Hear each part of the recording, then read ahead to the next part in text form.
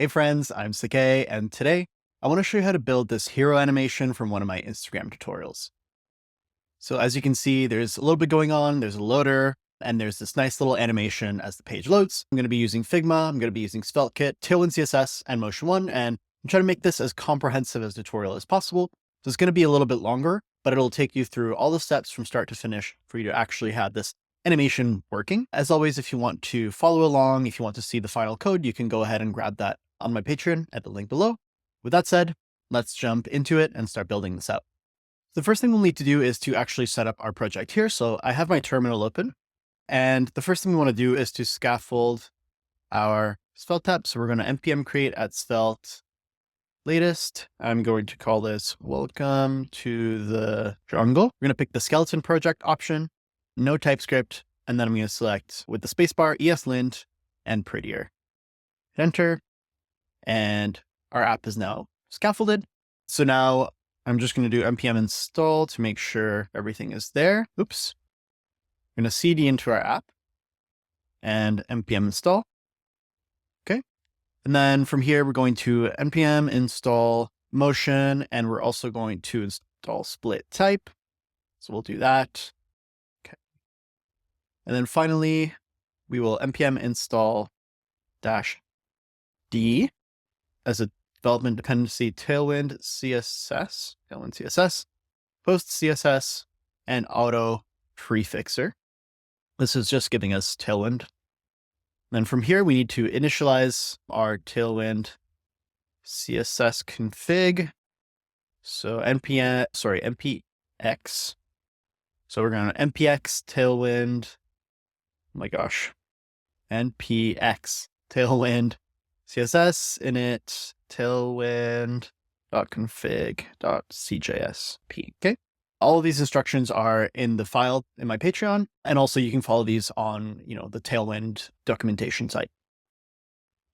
So from here, I'm going to open up VS Code where we can see our project on the right here that's been already set up and scaffolded. And finally, I'm going to npm run dev so that we can see our application live here. Okay. So this is our application. It looks pretty shitty right now, but we can go in and make it look a little bit better. So the first thing we are going to need to do is to actually follow the rest of the steps to add Tailwind to our project. If we head over to their documentation, you can see all of the steps here to add Tailwind CSS to SvelteKit. And we're going to need to do this in our Svelte config. So I'm just literally going to copy this from here, and in the Svelte config, we'll add that to the top here. And then we need to add the Vite plugin down here. Then in our Tailwind config, we need to add these paths to our content. So again, I'm just going to copy paste it straight from their site. And then in our app.css, which is here in source, we're going to, hopefully you can't hear my cats in the background, create an app.css file. In here, we'll just paste all of these Tailwind directives. And then finally, in our layout.svelte, which we also need to create here in our routes folder, we'll do plus layout.svelte, import the app.css. And now if we head back to our application here, we should see that everything is kind of unstyled. That's okay. That's part of kind of Tailwind's defaults. You can see it went from the previous look to the sans serif where everything kind of looks the same. This tells us that Tailwind is working. And so now we're ready to start building. So the first thing we need to do is actually take a look at our design and understand what's going on. So if we look at our design here and we hit play, we can see kind of what we're trying to build on our prototype. Got this loader. And then all these animations, all these elements that kind of come into the animation. We can kind of see that there are a few main parts to this design. The first one is, again, that loader. And then we have our main hero animation, which is also made up of a few parts. First one is our animated graphic elements. So if we look at it again, we have trees coming in from the sides, and then this background that kind of zooms out. We then have our animated content, which includes this primary call to action down here, as well as the text here in the hero. And then we have the nav bar up here, which we're just going to ignore for this tutorial. It's not super hard to build, and a tutorial is already going to be pretty comprehensive. So that'll be a challenge for you to add into here if you want to take it a little bit further. So the first thing we need to do is actually export all these assets. So we want to export the background here, which you can see here. I can export in the bottom right, export the image on the left here, the image on the right, and also export the icon for the button here. So I've already gone ahead and done that, and I've already converted them to WebP, which is the format I suggest that you use. So I have all my files exported. I'm just going to go ahead into my source folder. I'm going to create a new folder called lib. Okay. In this folder, I'm going to, first of all, paste in my assets. So this is just a zip file, including all of the assets. Open it up here, and everything is in this nice assets folder. If we go in here, we see we have all of our assets. So this is our chevron. We have our background image here, our image on the left, which looks kind of janky and it doesn't have that blur. We're going to do that using Tailwind, and then the image on the right of the trees on the right. So now that we have our assets ready to go, we know what we're building, we understand the design. Let's go ahead and start building out our design using HTML and CSS. So we're not going to think about the animation to start off with. We're just going to go here into our page.svelte file where we see the text from our preview right here. And if I say, change this to hello world, you can see that it changes here to hello world. So we know that things are working as expected. Let's go ahead and remove this for now. And the first thing we're going to do is we're going to test to see if our resources, if those assets that we just exported actually work in here. And the way that we want to import them into SvelteKit is we'll do import, and I'm going to start with the forest background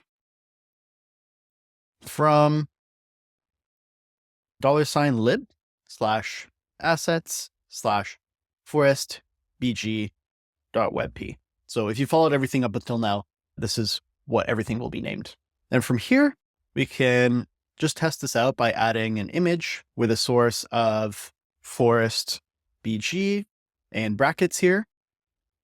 And then we'll leave the alt empty because this is just decorative. And now we can go back to our application and we can see that this has in fact been loaded. We have our image in here and we're feeling good. So into our Tailwind config, this is where we can extend our theme to include all of the styles that we're going to need to build this design. And those styles we can see in Figma here. So with nothing selected in the design tab, you can see all of our color styles. And we also have some text styles that we need to pass in here. The first thing we're going to need is that custom font. So I'm going to go into extend and I'm going to add a new font family. And I'm going to call it primary. And then in the array here, I'm using the font called Aras. I'm not sure if I'm pronouncing that right. It's a paid font by a type foundry called Barrett RM. If you want to use this font, you can go ahead and buy it from them. I'll leave a link in the description. But if not, I have this entire other stack that's essentially just a saver font that you can use instead. Cool. From here, we also want to add a custom size because our hero text is so massive, as you can see here in Figma, 300 pixels high. So we're going to go ahead and add font, oh my gosh, font size. I can't type. And our font size is going to have a name of huge. And then that's going to be also an array so that we can pass in a text size, 18.75 rem, which equals 300 pixels.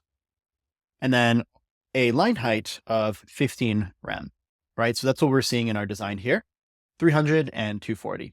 And then next, we want to go ahead and add in all of our colors. So we see all colors here on the right. We have our light palette, orange, and primary. So we'll do that. So I'm going to write colors. And this is an object. And then the first one is going to be our primary palette. And if I open that up, we can go in here and inspect it. And you can see that our 100 has this hex value, so we can copy that in here. So we'll do 100, and then we'll paste in the hex value. And essentially, I'm just going to go through and do that for all of our colors. I've actually already done it, so I won't waste your time. But that's kind of the process that we do, that we use to extend our palette. So we can see all of our colors here. The last thing we need to add in here is a custom gradient that we're going to use in the background. So if we go back to our original design, you can see we're using a gradient in the background here to help us kind of sell this image. So if I disable that, you can just kind of see some duplicates. So I'm just using the gradient. It adds a little bit of mood as well. And we can do that by, after colors, adding a new background image. And then it's going to be called hero fade. And we can actually just copy these values straight from Figma here. So if we inspect, you can see that there is a gradient here already written out for us. Just paste that here in quotes. And now we're good. So let's test out and see if our Tailwind config is actually working. Let's remove this. And instead, we're going to add maybe an H1, hello world. And then to ensure it's working, we want to add one of these. So we'll do maybe text huge, which is this font size here, and then color primary 300. So let's do text huge, text primary 300. You can already see that's showing up. So that's a good sign. And there we go. We've got our huge text. If we want to go ahead, we can also do font primary. And we can see that it's using our custom font here. Now we're entirely set up. We're ready to go. And we can actually start building out our designs with HTML and obviously our CSS classes from Tailwind. I'm going to remove this H1, and then I'm going to go ahead and import the rest of our assets here. So we're just following the same exact pattern to import the background, left, right, and our chevron icon. And now we have access to all of those. And then again, just going back and forth with what we have here in Figma, I can start building our designs here. So first, we've got a big div where we have a class of HScreen with full. Flex items are going to be centered. We're also going to justify everything center so we can center our text really nicely. And then just for good measure, we'll do BG primary 400. In case anything takes a second to load, we'll have this background color in the entire screen. And also we'll make it position relative so that we can position some absolute items within it. Then within here, we'll have our first hero text. I'm just going to leave comments for you. Perfect, hero text. And that's going to be an H1 that says welcome. And then we'll do a line break to another line break, jungle. That's our text. So now we're going to style our text to using font primary, the one that we just set up. Text huge. And then we're also going to align it to the center and give it a color of light 100. And also we want to give it a Z index of 20 just to make sure that it's positioned in the right space, because we need it to be in front of the background, but we also need it to be behind those trees in the front. Then we'll go ahead and add our background image, which is going to be a div with another div inside it, and then an actual image in it. And our image, as mentioned, is going to be our forest BG. No alt tag. That tells us that it's a decorative image. Then in our class, we're going to set the parent to be absolute so we can have it in the background with a width of full and height of full. Our div in front here is going to be our gradient that we talked about. So we'll give this a class of hfull and width full. Going to also be absolute. And then the background is going to be that hero fade that we have added in. Finally, we've got our image here. So we're going to style that as well. It's going to have blur SM to give it a little bit of a blur so that it looks like it's kind of out of focus in the background. Height of full, width of full, and background cover. Background cover just ensures that the image is always covering the background and it's not stretching or it's not missing anything. Sorry, this should actually say object cover. And now we see that our image is not stretched. If we go back to without having this class, you can see that our image is kind of stretched to fit the parent. And as we resize it, it sort of stretches as well, which is not what we want. So again, object cover. From here, we're going to add our foreground images. That's going to be, first of all, a div. And in that div, we're going to have another image. This is going to be our forest left. Again, no alt tag. And then in the parent, we're going to give it a class of absolute. And then we'll give it inset 0 so that it's set all the way to the left and the top. We'll give it overflow hidden, height of full, a width of 2/5. So that's 2/5 of the screen really. Flex and items center. This is just going to ensure that our images are kind of contained and they are exactly where we want them to be. And then finally, we're going to give it that Z of 30 so that again, it's in front of our text. And we're going to give it blur SM as well to make the trees blurry. Or apologies, it's actually just going to be blur instead of SM. So it's a little bit more blurry than the background. I'm also going to style the image itself to be width of full and then a min height of full. And I'm actually going to give this object cover as well to make sure that it always covers nicely. And it's a little bit hard to tell, but the image is here in the front. If I make this have no blur, you'll see this image on the left here. Let's add the blur again to give it this nice soft focus. And what we can see as well is if I start to stretch this, you can see that our text is actually being hidden behind those leaves, which is a really nice effect.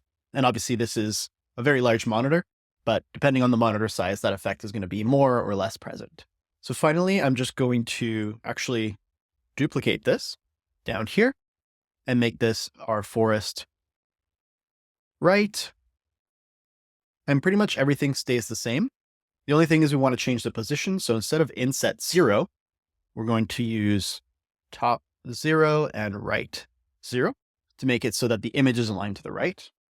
And now you can see the image over here on the right. Again, if I remove the blur, you can see that on the right here.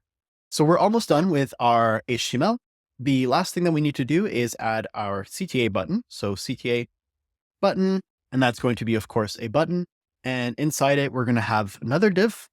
This is going to be like the actual kind of orange button in the middle. And then inside it, I'm also going to add an image where the source is just our chevron down. And now starting from the top level of the button, we're going to do class. We're going to give it position of absolute with a negative bottom margin of 14. So it's pulling it down from the bottom. Also rounded full, so it's nicely circular. Padding of 4. We're going to give it a border where the border is light 100. And we're good here. Then our inner div, this is our orange circle, is going to also be rounded full. It's going to have a horizontal padding of 4 and a vertical padding of 10. Note that 4 here doesn't mean 4 pixels. It means 4 base values, which is 4 pixels. So we're actually doing 4 times 4, which is 16 pixels. And then instead of 10, this is actually 40 pixels. So as we said, this is our orange one. So we're going to give it a background of orange 300. We'll also give it flex where our items are centered and we also justify them center. And finally, we just want to give our icon here a fixed width of 8 and height of 8. And if we hit save, we'll see our nice little CTA button in the bottom here, ready to be clicked. So that's it. This is our HTML, our CSS. You can see here that as we rescale this, our text is really nice and it's hidden behind those trees and so on. So now that we've set up our design, we actually want to go in and animate it. So the first thing we need to do to animate our designs is to actually bind them to variables so that we can use JavaScript to animate them. So we're going to take all of the elements that we need to animate and create variables for them. And the way that this works in Svelte is you first want to create a variable, and then we're going to go to our hero text and we're going to bind it to it. So we're going to bind this to our hero text variable. And now if we go ahead and console log hero text, we'll actually see nothing. It should be undefined.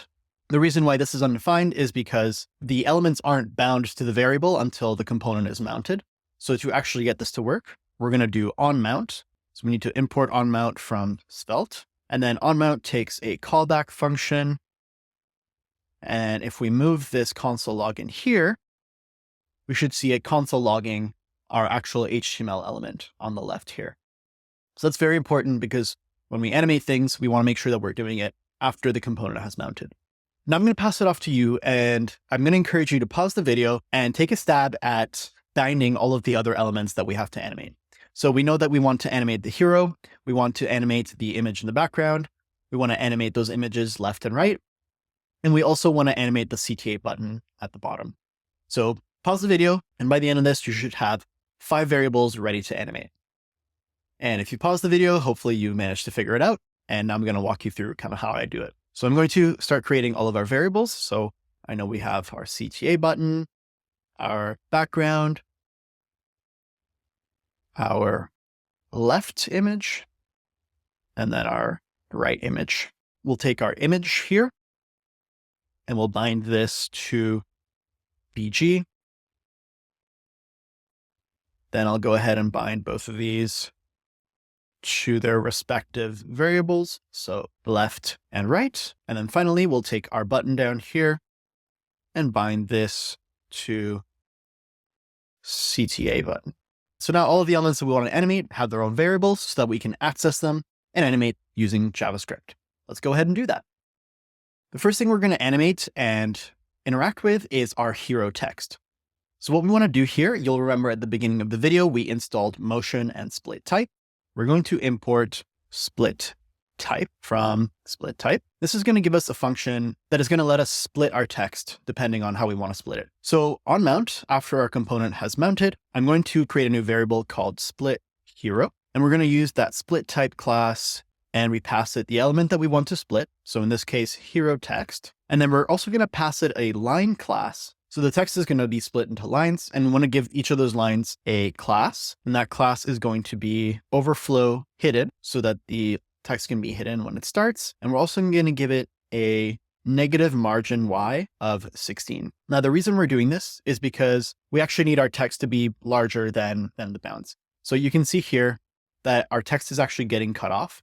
So the bottom of this G, also the top of this J, our text is getting cut off because our line height is too short. So we actually need to go back into our Tailwind config and update our font size to be 18.75 rem line height as well. That's going to make sure that the container that is cutting the words off is as tall as the words themselves. So now that we've done that, we see that the words aren't getting cut off anymore.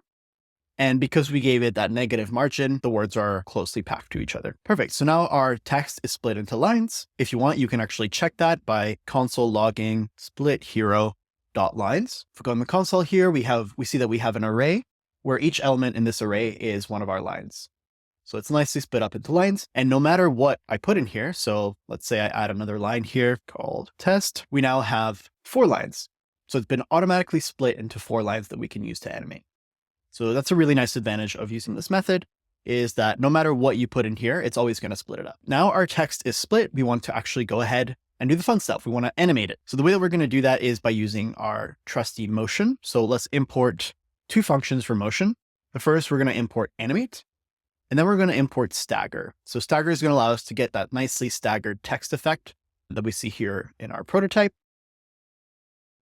You can see that the text is animating one after the other. So we'll import these from motion, and then we're actually going to use our split hero and animate it. Let's use the animate function to animate our split hero on its words. And then we pass it an object and we tell it what parameters or what styles we want to animate. So in this case, I want to animate the Y position and I want it to start at 100% and I want it to end at 0%. So it's going to start completely off out of view and it's going to move completely to its base position. So if we go ahead and do that, we reload the page, you can see the text kind of pops in like that, which is fine, but we want to make it look even better. Then we're going to pass another object in here. And for our delay, we're going to use that stagger function that we imported from up here, and we'll give it a delay of 0.1. We'll also tweak the duration to be 1.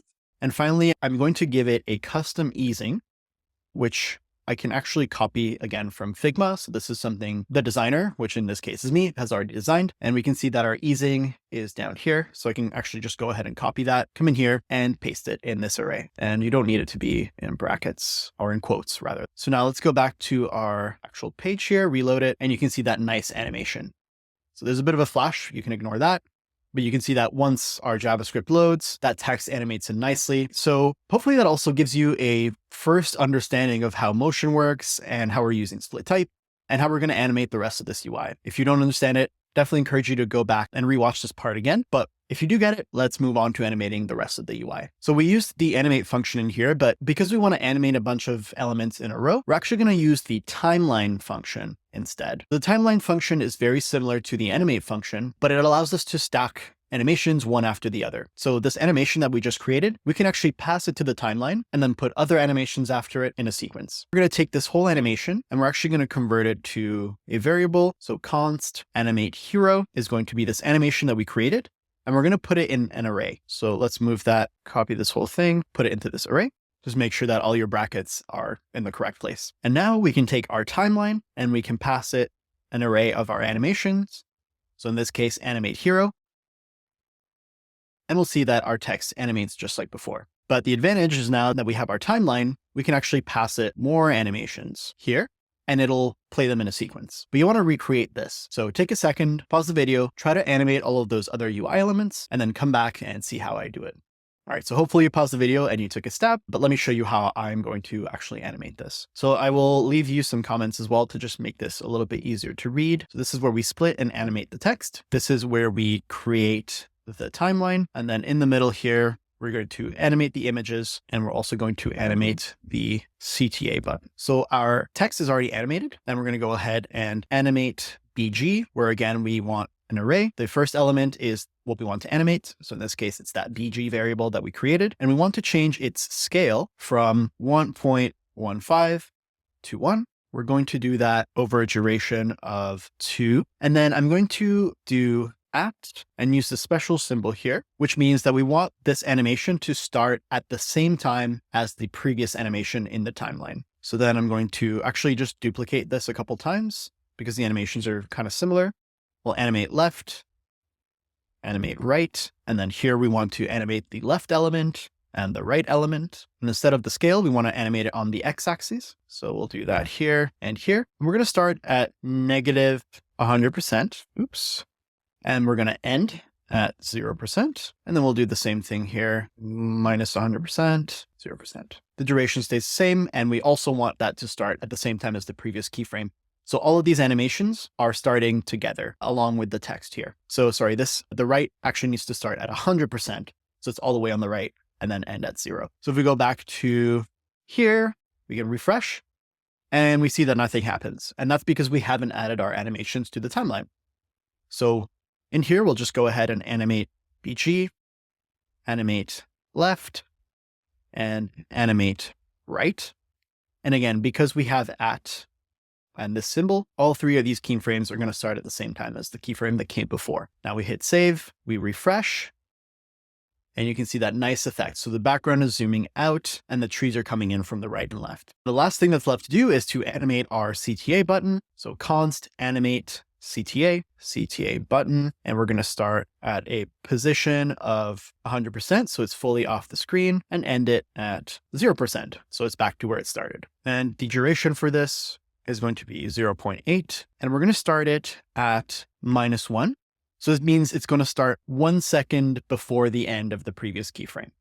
So 1 second before all of these finish, this is going to start animating, and so we'll get a bit of a staggered effect. Let's go ahead and finally add that in here, animate CTA. Let's refresh. And you can see that before these animations are ending, our little CTA button pops in from the bottom. The last thing we want to do is give some default options to this timeline. So we can pass in default options here, and that's going to be an object. And in it, I'm just going to add a custom ease because I want every animation in the timeline to have the same easing. So this is a custom Bezier curve.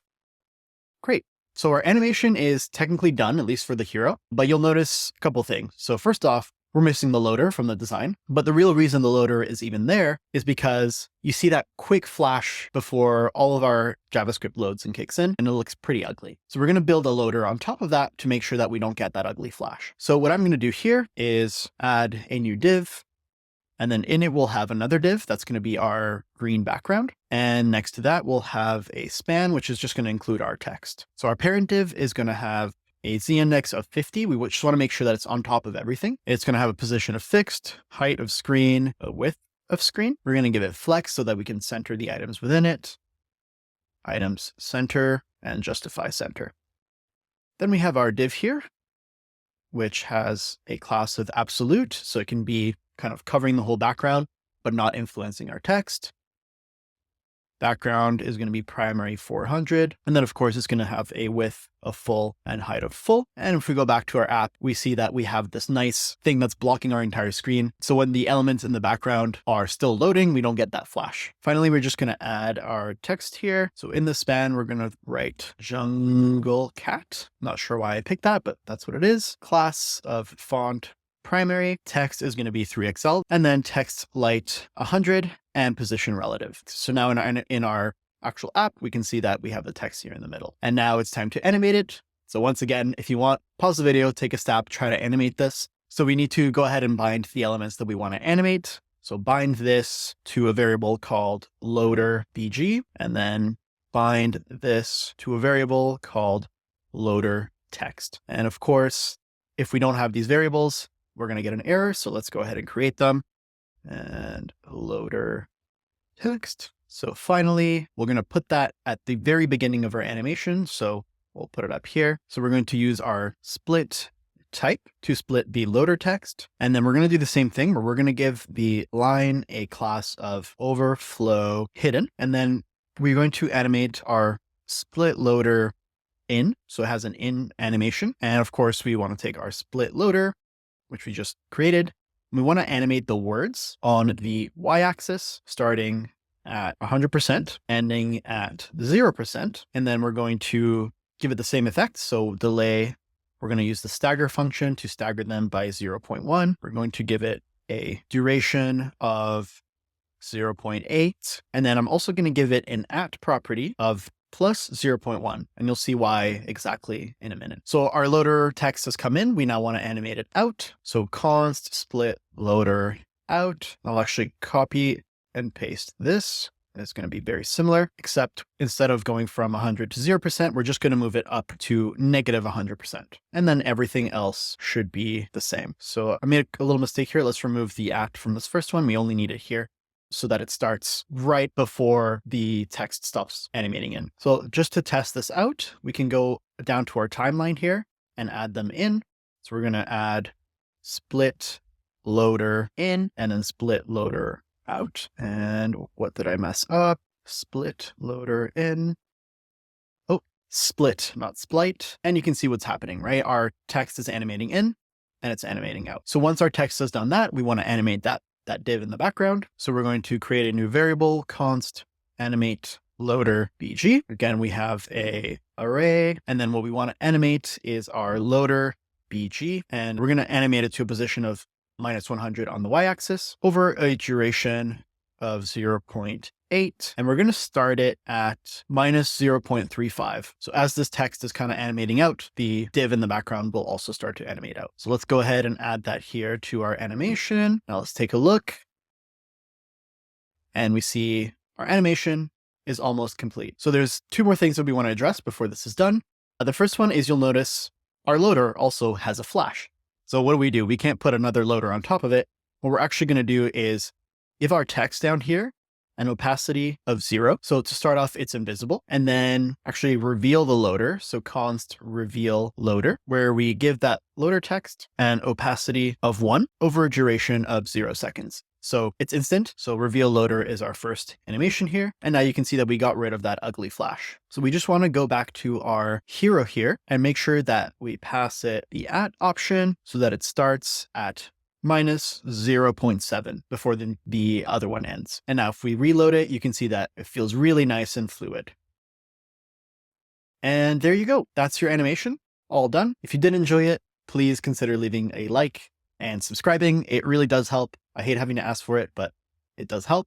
And maybe leave a comment letting me know what else you want to see. If you want me to animate anything else or any other examples out there that you want me to try to take a stab at. If you want the source code, and if you just want to support the channel and get all of my other files, you can follow the link to my Patreon below. But with that said, that's it for me. And until next time, happy developing.